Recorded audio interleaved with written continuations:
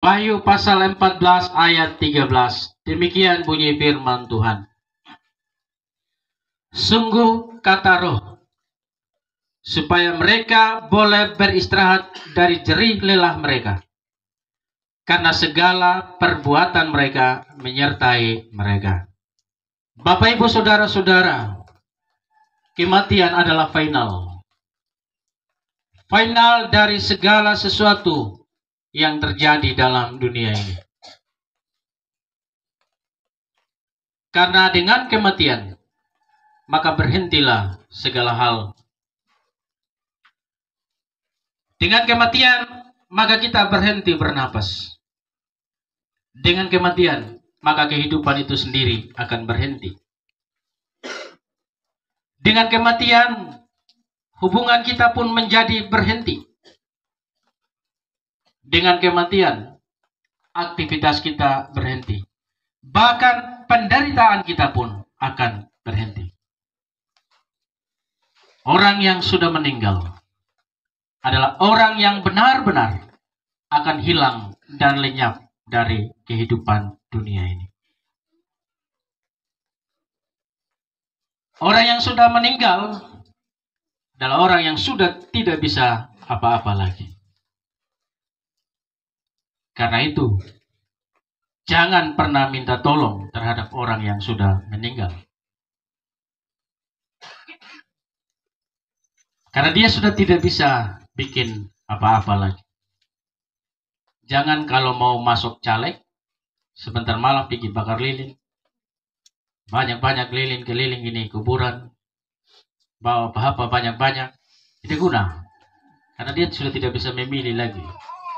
Apalagi jadi tim sukses. Atau jangan lagi pergi simpan kopi, makanan lagi di atas kuburan. Makan Bapak, saya mau maju ini. Minimal tolong di kamar kecil itu pergerakan tak terlihat itu terjadi. Tidak lagi. Atau jangan lagi ada orang Kristen yang mengatakan Bapak pergi sudah dan menjadi pendoa bagi kami.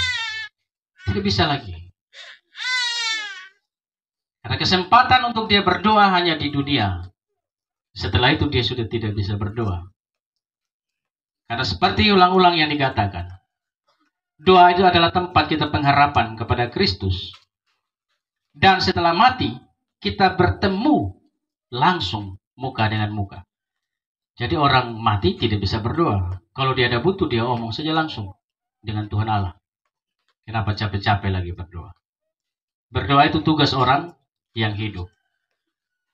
Jadi orang Kristen jangan berpikir lagi menjadi pendoa. Kemudian juga Bapak Ibu Saudara-saudara yang dikasihi Tuhan Yesus Kristus. Orang yang sudah meninggal adalah orang yang tidak akan membawa dampak apa-apa lagi bagi kehidupan yang hidup. Artinya Bapak Ibu Saudara-saudara, kita tidak bisa melakukan apapun juga bagi seseorang yang sudah meninggal untuk merubah keputusan Tuhan.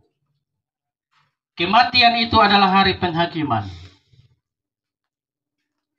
Kita tidak bisa pergi siram rampe setiap hari supaya sesajen itu untuk Tuhan.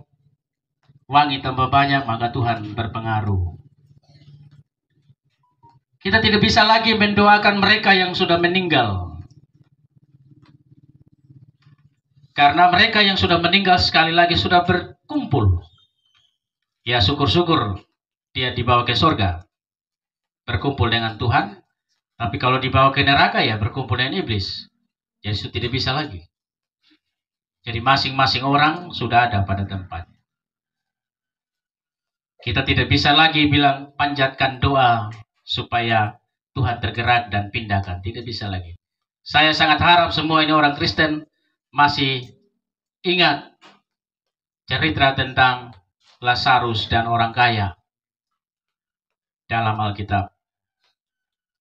Bahwa apa yang sudah diputuskan oleh Tuhan kepada orang yang sudah meninggal tidak akan berpengaruh apapun yang harus dilakukan oleh orang yang sudah hidup. Nah, Bapak Ibu Saudara-saudara, oleh karena itu, kehidupan adalah sebuah kesempatan. Kesempatan sebelum sampai pada penghakiman Allah. Kehidupan adalah sebuah kesempatan untuk kita mempersiapkan kematian kita dengan baik. Kita percaya Bapak Ibu Saudara-saudara bahwa keselamatan itu adalah karena kasih karunia Tuhan. Karena kemurahan Tuhanlah maka kita diselamatkan. Karena kemurahan Tuhanlah maka surga diberikan kepada kita. Yaitu lewat jaminan kematian Tuhan kita Yesus Kristus. Nah, terkadang Bapak Ibu Saudara-saudara, orang Kristen salah paham terhadap pemahaman ini. Kita sudah dikasih kasih karunia, kita sudah percaya kepada Kristus, maka kita pasti selamat dan surga milik kita. Kita lupa terhadap sebuah perbuatan baik. Kita lupa untuk menjaga perilaku hidup yang baik. Karena kita anggap, sejahat apapun kita ini orang yang percaya kepada Kristus. Pasti kita selamat dan surga kepunyaan kita. Kita lupa terhadap yang namanya amal dan ibadah. Kita anggap itu tidak penting. Karena kasih karunia itu jauh lebih penting. Banyak kita salah memahami ini. Karena itu ketika kita sudah menjadi Kristen, perilaku kehidupan kita tidak seperti orang-orang Kristen yang percaya kepada Kristus. Kita benar-benar mengabaikan perilaku kehidupan sebagai orang-orang yang menerima kasih karunia daripada Kristus. Karena salah penafsiran terhadap pemahaman inilah, maka banyak orang Kristen yang terjerumus di dalam kesesatan dan dosa. Kata firman Tuhan, Bapak Ibu Saudara-saudara yang dikasihi Tuhan, perbuatan mereka mengikuti mereka. Mengikuti ke mana? Ya, mengikuti ke surga. Dan kalau buruk, mengikutinya ke neraka. Artinya segala perbuatan baik, amal dan ibadah itu tidak bisa dianggap sepele sebagai sebuah bahan pertimbangan bagi Allah dalam masa-masa penghakiman itu sendiri.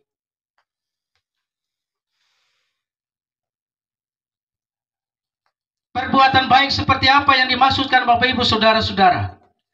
Perbuatan baik, amal dan ibadah, perilaku yang baik yang didasarkan pada iman. Jadi tidak asal-asal. Seperti apa dikatakan dalam nats pembimbing kita tadi, bahwa seperti tubuh tanpa roh yang mati, demikian juga iman tanpa perbuatan adalah mati. Jadi perbuatan yang akan mengiringi kita dalam penghakiman Allah adalah perbuatan yang berangkat dari kasih karunia atau iman itu sendiri. Contohnya seperti ini Bapak Ibu. Kita berbuat baik terhadap seseorang bukan supaya orang lain berbuat baik terhadap kita. Karena itu adalah perbuatan yang tidak didasarkan pada kasih karunia Allah itu. Kita berbuat baik kepada seseorang supaya orang berbuat baik sama kita. Atau kata lain, kita berbuat baik terhadap seseorang karena seseorang telah berbuat baik kepada kita. Itu namanya manusiawi. Membalas kebaikan dengan kebaikan adalah manusiawi.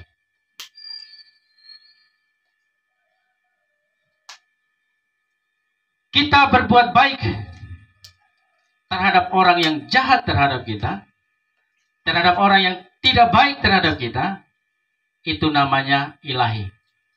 Dan itulah perbuatan yang didasarkan pada kasih karunia itu sendiri.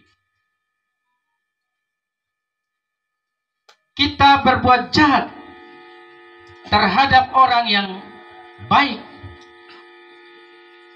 atau istilahnya membalas kebaikan dengan kejahatan. Kita tidak tahu lagi. Kita bilang kebinatangan juga tidak bisa. Karena saya lihat binatang kalau kita sudah piara dengan baik, jaga dengan baik, dia jinak sekalipun dia liar, dia tidak akan menggigit. Jadi kalau kebaikan dibalas dengan kejahatan, itu namanya keiblisan. Iblis. Jadi kalau ada orang yang buat begitu, jangan bilang binatang ini, tidak. Derajat binatang itu lebih tinggi dari iblis. Jadi orang-orang yang suka merancang dan melakukan kejahatan terhadap orang yang sudah baik terhadapnya, itu sebenarnya iblis. Karena derajatnya lebih rendah dari binatang dan tidak setara dengan manusia. Dan itulah perilaku-perilaku yang akan membawa kita pada penghakiman terhadap Allah. Jadi sekali lagi, perilaku baik kita haruslah didasarkan pada iman. Harus didasarkan pada kasih karunia. Jadi sekali lagi penting Bapak Ibu Saudara-saudara, perbuatan baik, perilaku baik, amal dan ibadah itu. Kita beribadah karena kasih karunia. Bukan kita beribadah supaya menunjukkan kesalehan kita. Tiap hari kita masuk gereja, tiap hari juga kita fitnah orang. Tiap hari kita masuk gereja, tiap hari juga kita jahat sama orang. Ini perbuatan baik yang tidak didasarkan pada kasih karunia. Ini namanya keiblisan. Jadi kalau ada yang rajin ke gereja dan pulang suka fitnah orang, rancang kejahatan untuk orang, itu dia punya nama iblis. Derajatnya lebih rendah dari binatang dan tidak setara dengan manusia.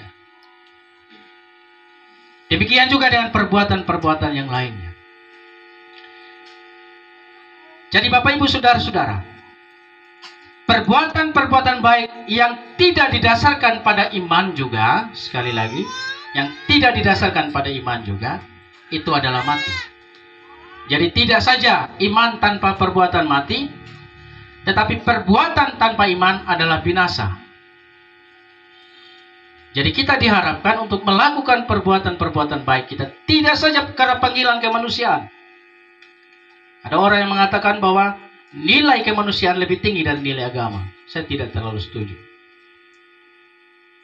Karena di dalam nilai kemanusiaan tidak ada nilai agama. Tetapi dalam nilai agama ada nilai kemanusiaan. Dan bagi saya tetap, nilai agama itu, karena dia berhubungan dengan Allah, derajatnya akan jauh lebih tinggi dari nilai kemanusiaan. Artinya Bapak Ibu Saudara-saudara, bukan berarti bahwa kita berbuat baik hanya kepada orang yang seiman dan sealiran, tetapi kepada semua orang, dan itu adalah perintah iman kita. Perintah kasih karunia yang telah diproklamirkan oleh Kristus di atas kayu salib. Jadi berbuat baik tanpa iman, dan iman perbuatan baik, iman tanpa perbuatan itu mati. Jadi sama ya, mati dan binasa. Karena itu selama kita hidup, kita harus melakukan juga perbuatan-perbuatan baik yang didasarkan kepada iman, sambil menunjukkan iman kita lewat perbuatan-perbuatan baik kita. Berdasarkan Bapak Ibu Saudara-saudara, berdasarkan analisa yang senyampang saya baca, seringkali orang yang suka fitnah dan gosip orang itu, merancang kejahatan itu usia di atas 50. Usia kalau sudah di atas 50 kan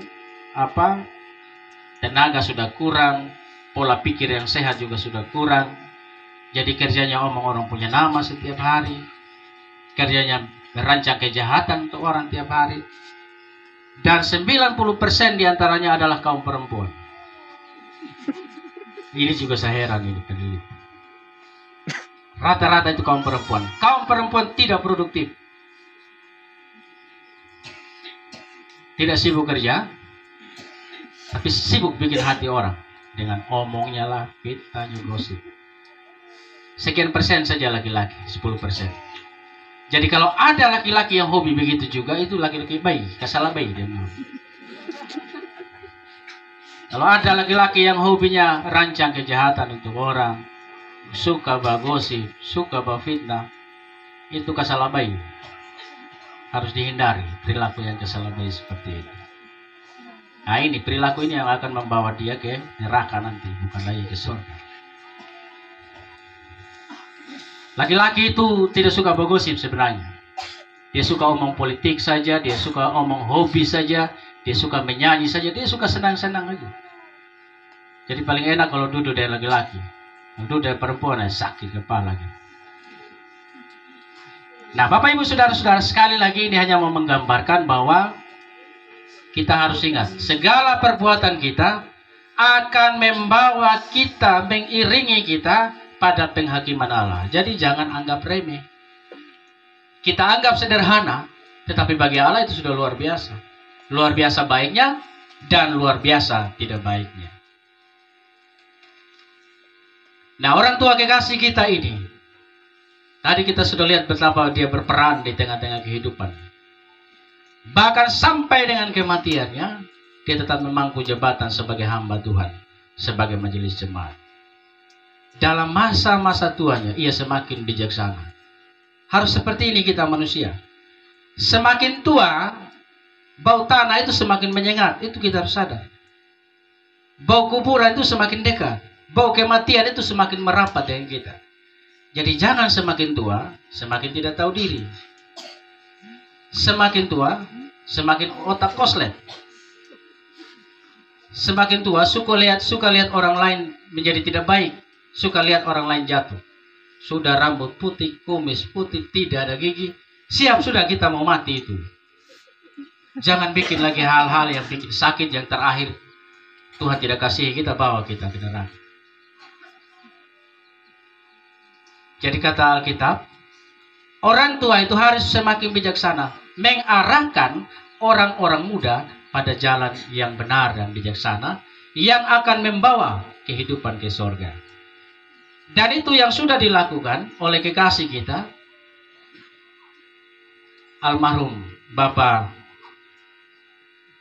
kekasih kita, Pak Tindak Ratu. Sampai hari ini ia tetap memangku jabatan sebagai majelis jemaat. Walaupun ia selalu mengeluh ketika kami duduk ke belakang. Dia mengeluh, Bapak Pendeta, saya satu pekerjaan saya belum selesai. Saya punya anak-anak ini pemalas masuk gereja. Saya punya anak-anak ini belum beres semua. Jadi anak-anak, menantu, kalau kalian menangis hari ini tidak ada guna. Besok ada guna kalau harapan dia kalian penuhi. Jadi itu memang pergumulannya beliau. Jadi beliau mati dengan sebuah pergumulan dan harapan yang belum terpenuhi. Karena itu penuhilah harapan itu. Walaupun dia tidak bisa lagi datang toki marah-marah, tetapi itu akan berguna bagimu. Kekasih kita sudah menyelesaikan perjuangan hidupnya.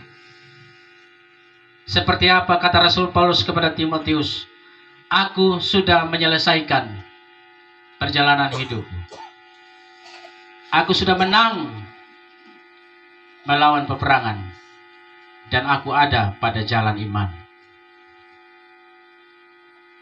Dan itulah teladan iman yang ditinggalkan oleh kekasih kita. Dan kita sungguh yakin dan percaya bahwa segala perilaku kehidupannya yang didasarkan pada kasih karunia dan iman kepada Tuhan, itu akan membawanya dalam penghakiman Tuhan. Dan kita sungguh menyadari dan percaya secara kasat mata, secara yang kita lihat, kalau yang menurut Alkitab syarat-syaratnya ini supaya bisa masuk surga ada dalam penghakiman yang tepat daripada Tuhan, maka kekasih kita percaya ke situ. Secara kasat mata. Tetapi sesungguhnya segala hak keputusan itu ada pada Tuhan. Karena itu selagi kita hidup Bapak Ibu Saudara-saudara, kesempatan untuk kita berjalan bersama-sama dengan kasih karunia Tuhan, mempersiapkan jalan ke sorga itu dalam kasih karunia Tuhan. Tuhan sudah memberikan kasih karunia dan menyelamatkan kita. Jaga itu baik-baik. Jaga lewat apa? Lewat pengabdian kita, lewat perilaku kita, lewat sikap baik kita di tengah-tengah kehidupan kita. Perilaku-perilaku itu dilakukan di atas dasar kasih karunia, iman, dan percaya. Jadi Bapak Ibu, saudara-saudara, ingat, hari ini kita diingatkan, iman tanpa perbuatan adalah mati. Perbuatan tanpa iman adalah binasa. Amin untuk firman Tuhan.